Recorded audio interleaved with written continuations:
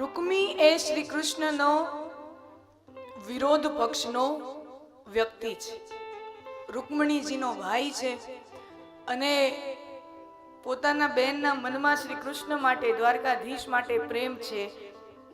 વરુ તો શ્રી કૃષ્ણ ને વરુ, એના સિવાય કોઈની સાથે વિવાહ ન કર્યો એવું મનોમન રૂકમણીજી વિચાર કરે છે. ને આ ખબર રૂકમીને પડી જાય છે એટલે રૂકમણીજીને નજર કેદમાં મૂકી દે છે. રૂકમણીજીની આજુબાજુ 20-25 દાસ દાસીઓ ગોઠવી દીધા છે નજર કેદમાં, એવી રીતે કે રૂકમણીજી જે પણ કરતા હોય એની રજે રજની માહિતી એ દાસ દાસીઓ એના ભાઈને આપે. નજર કેદમાં રાખ્યા છે. સગપણ કરી દેવામાં આવ્યું શિશુપાલ સાથે. આમ જોઈએ તો એ સમયે ક્ષત્રિય કન્યાઓના વિવાહ स्वयंवर पद्धति थी तथा स्त्री को अपना पति चुनने का अधिकार था और स्वातंत्र्य भी था. स्वयंवर नाम જેવું છે કે પોતે પસંદ કરેલો વર, સ્વયંવર. પણ મારા મિત્રો સમજી લેજો, સ્વયંવર ઈ બરાબર પોતે પોતાનો વર પસંદ કરવાની આઝાદી, પણ એક વાત ઈ છે કે ઈ જમાનામાં સ્વયંવર થતા કન્યાઓ પોતે પોતાનો પતિ પસંદ કરતી, પણ ડિસ્કો દાંડિયા રમતા રમતા ન કરતી. ગામમાં કંઈક પ્રસંગ હોય, એવા દ્રશ્યો હોય, ગામમાં કંઈક પ્રસંગ હોય, આખું ગામ ગામનો પ્રસંગ માણતું હોય અને પસંદગી કરવા વાળા પસંદગીઓ કરતા હોય. જોજો તમે, स्वयंवर वो पद्धति थी कि स्त्री अपना पति, अपना पात्र स्वयं चुने, पर वो ऐसे नहीं चुन लिया जाता था रास्ते चलते हर किसी को या किसी को भी. एनी एक पद्धति હતી. સ્વયંવરમાં શું થાય કે રાજા દ્વારા આમંત્રણ, એટલે એના પિતા દ્વારા આમંત્રણ આપવામાં આવે. બધા અલગ અલગ પ્રદેશોના રાજકુમારો, રાજાઓ એને આમંત્રિત કરવામાં આવે કે અમારી કન્યાના સ્વયંવર અમે નિયત કર્યા છે, આ તારીખે આપ સર્વને આમંત્રણ છે, આપ સૌ એમાં આમંત્રિત છો. બધા રાજાઓ, રાજકુમારો એમાં આમંત્રણને આપ્યું હોય એટલે બધા આવે અને પછી કન્યા પોતાના હાથમાં વરમાળા લઈ અને આમ રાજાઓની સભા આખી હોય, રાજકુમારોની. કન્યાની સાથે 2-3 સખીઓ હોય અને 2-3 વિદ્વાનો હોય અને 2-3 રાજતંત્રના વ્યક્તિઓ હોય. કન્યાની સાથે હોય. એક રાજકુમાર વિશે માહિતી આપે કે આ રાજકુમાર છે અથવા તો આ રાજા છે એ ફલાણા રાજ્યનો રાજકુમાર છે, એનું રાજ્ય એટલું મોટું છે, એટલું નાનું છે, આટલી વિદ્યા ભણ્યો છે, આટલા શાસ્ત્રો જાણે છે, આટલા શસ્ત્ર વિદ્યા જાણે છે.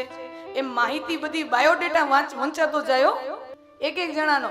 એ કન્યાને માહિતી આપે, આ રાજા ફલાણા રાજ્યનો રાજકુમાર છે, એની પાસે આટલી સંપત્તિ છે, આટલું ભણ્યો છે, આટલી વિદ્યા, આ ગુરુકુળમાં આ ગુરુ પાસે આટલી વિદ્યા મેળવ્યો છે, આટલા શાસ્ત્રો જાણે, આટલા શસ્ત્ર વિદ્યા જાણે, આટલા અસ્ત્ર વિદ્યા જાણે, આટલા યુદ્ધ હાર્યો છે, આટલા યુદ્ધ જીત્યો છે. એમ કરીને એક રાજકુમાર રાજાનું વર્ણન થાય અને પછી સ્ત્રીને યોગ્ય લાગે એ પુરુષના ગળામાં એ વરમાળા પહેરાવે અને એની સાથે વર્ણન કરે અને પછી ધામધૂમથી વિધિવત બંનેના લગ્ન થાય. એક આ પદ્ધતિ હતી. અને બીજી, સ્વયંવરમાં કોઈને કોઈ સ્પર્ધા રાખવામાં આવે. રામાયણમાં જોઈએ તો જનક રાજાએ સ્પર્ધા રાખી છે કે જે શિવ ધનુષ બાણ, એ સ્પર્ધા છે, પિનાક બાણ. તો એ સ્પર્ધા છે કે જે ધનુષ ઉઠાવે અને પ્રત્યંચા ચડાવે એને સીતાજી વરણ કરે. સ્પર્ધા છે. મહાભારતની અંદર દ્રૌપદીજીના સ્વયંવરમાં સ્પર્ધા રાખવામાં આવી છે મત્સ્ય વેદનની. આ શું કામ? કે સ્ત્રીઓને એક કામના હોય છે, એક ઈચ્છા એવી હોય છે કે મારા વિવાહ જેની સાથે થાય એ એક્સ્ટ્રા ઓર્ડિનરી હોવો જોઈએ, એ અસાધારણ હોવો જોઈએ અને અસાધારણ પ્રક્રિયામાંથી પસાર થઈને મને પામવો જોઈએ, એવો શૂરવીર હોવો જોઈએ.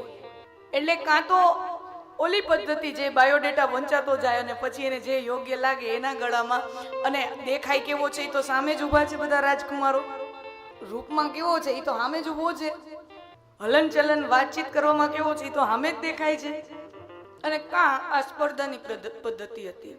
સગપણ એ આજના સમયની સૌથી અઘરામાં અઘરી સમસ્યા છે ને. આમ જોવા જઈએ તો બધા વડીલોને, કોઈ પણ વડીલોને તમે પૂછશો ને અને ઘરે વિવાહ યોગ્ય દીકરી હોય કે દીકરો, એવું નહીં કે દીકરી હોય તો જ ઉપાધિ, દીકરાના માને એટલી જ ઉપાધિ હોય, ઉલટાની એને વધારે હોય કદાચ.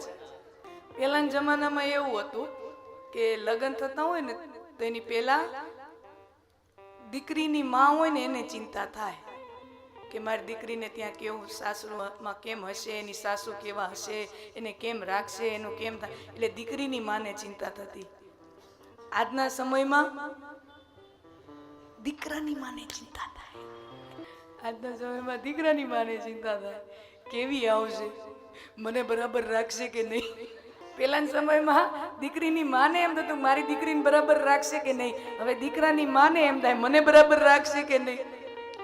એટલે સગપણ એક બહુ મોટો ગૂંચવાળો, સમાજની એક બહુ મોટી વિકટ સમસ્યા બનતી જાય છે.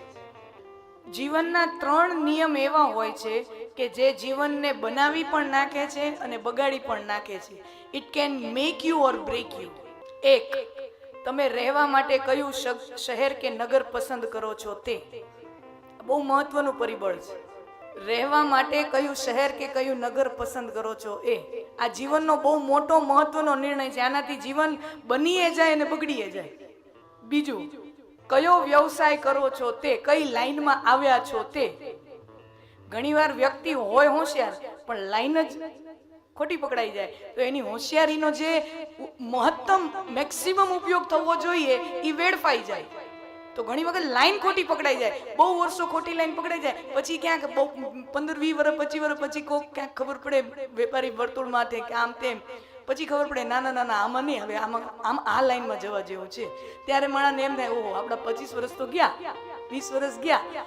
એટલે કયો વ્યવસાય, કઈ લાઈન પસંદ કરીએ છીએ એ, અને ત્રીજું કઈ વ્યક્તિને પરણીએ છીએ તે. આ 3 મહત્વના નિર્ણયો છે જે મનુષ્યનું જીવન બનાવી પણ નાખે અને બગાડી પણ નાખે.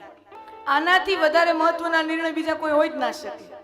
સૌથી મહત્વના આ 3 નિર્ણય છે. પહેલાના સમયમાં એટલી છૂટછાટ હોતી નહીં. કહેવાય છે કે મા બાપ ઘોડિયામાં હોય ત્યારે કરી નાખતા. પછી એક એવો સમય આવ્યો કે ઘોડિયામાં હોય ત્યારે નહીં, પણ 15 વર્ષના હોય ત્યારે સગપણ થઈ જતું હોય.